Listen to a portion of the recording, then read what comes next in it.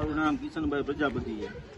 આ લલોડી ચોકડી વિસ્તારમાં ઘણા મકાન અને ગણતરી નથી અહીંયા। સમસ્યાઓમાં પાણી ભરાય, ચોમાસાનું પાણી આવે, જ્યાંથી ઓકરાનું બાંધકામ કર્યું હોય ને ત્યાંથી પાણી બહુ આવે। પહેલા પાણી આવતું નહોતું અહીંયા।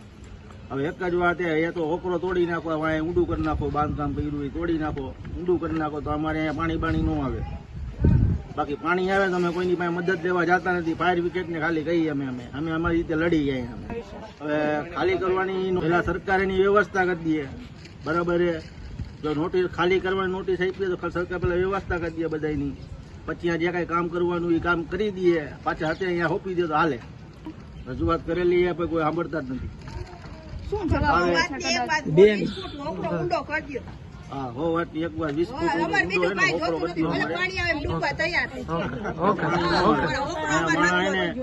પેલા જૂના હે 40 થી 45 વર્ષ જૂના હે, રીએ હે, પેલા ઘણા વર્ષથી રીએ, 50 વર્ષથી રીએ હે। હું 30 વર્ષથી રહું અહીંયા। અત્યારે લગી કોઈને વાંધો નથી એવો, પાણીનો ખાલી વાંધો હોય છે। જ્યારથી ઓકરો બાંધ્યો ત્યારથી સમસ્યા। ચોમાસામાં એટલે ઘણી પરેશાની બધી વધારે। ઉષાબેન જગદીશભાઈ પરમાર, અમારે હે ને આ ઓકરો બાંધ્યો ને એ અમને નડે છે।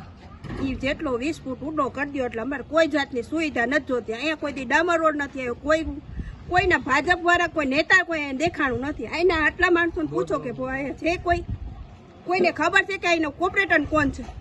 ત્રણેય વાર નોટિસ અલગ અલગ આવી છે। પહેલી વાર નોટિસ આવી તો કે નડતર રૂપ છે, બીજી વાર આવી તો કે પાણી સમસ્યા, અત્યારે આવી તો કે આયા યોજનાની। આનો રોડ રસ્તો ક્યાં નીકળે છે? આ ક્યાં જગ્યા નડે છે? અમારી માંગણી અહીંયા જ રહેવાની થાય છે। કોઈ વાત નહીં, એટલે અમે જમીન દઈ તો પૈસા નહીં દે, પૈસા જોતા જમીન નહીં દે।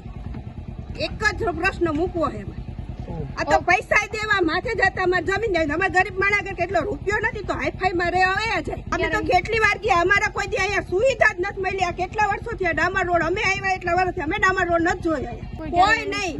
અમે અમારી મેતે સાવચેતી અમે નીકળી જાય, કોઈ અમને કાઢવા નથી આવતું, કોઈ સહાય દેવાય નથી આવતું।